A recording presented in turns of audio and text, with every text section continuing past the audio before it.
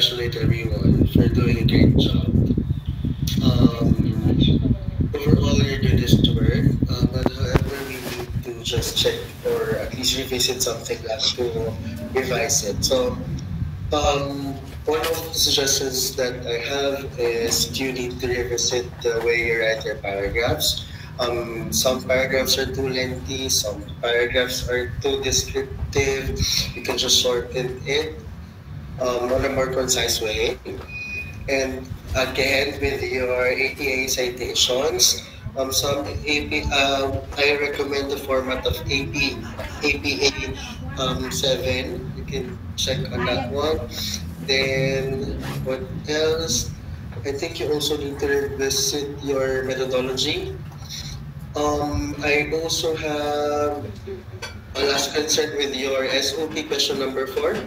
I don't think this is a question for quantitative research.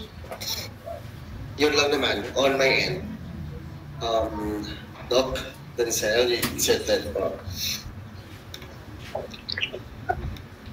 Thank you po. Ay, okay. Ayan. So, thank you so much, Sir Jeff. No, okay.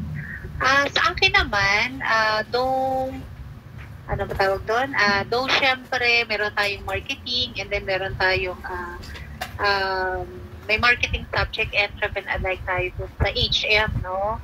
I'm just, parang very marketing, very PA, though under tayo ng PA, yung pinaka-paper nyo, no? So, yun lang. But again, kung approve naman, walang problema. Pero siguro, kung ito, lagyan nyo ng magandang rationale why you're going to conduct this study. Is there really a need para tingnan natin yung effectiveness ni 24 chicken? No? Meron ba sa inyong kamag-anak si 24 chicken para at least ma-improve para sa kanila? No, yan. So, dapat i-establish na lang natin that there is really a need to come up.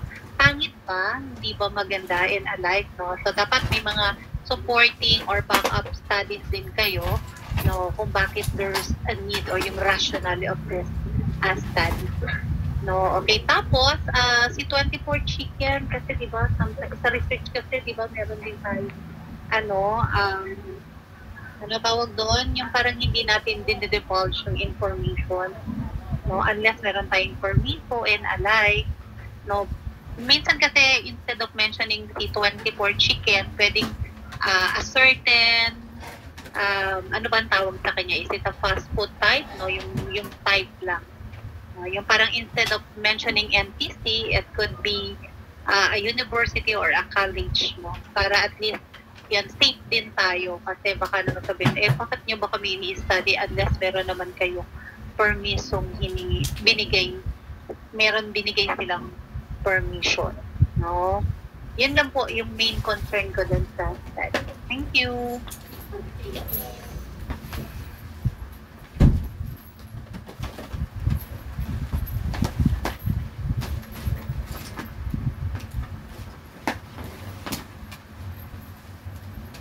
Alright.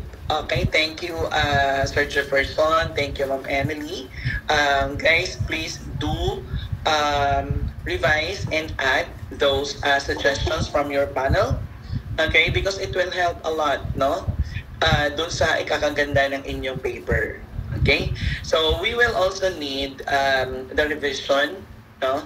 Kapag nagsasign na sila ng acceptance ng revision. Okay? So, in my end, siguro minimal minor revision. Sir Jefferson and Emily, Doc, nag-agree ba kayo for a minor revision? Opo, sir. Sir, with me din. Okay din po with me din. Kung baka nahiya lang kayo, pwede kayo mag-major revision.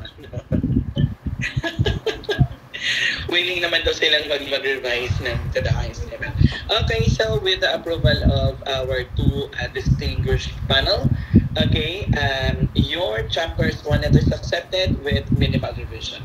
You can now leave the platform and start revising your work. Congratulations. Thank you so much po.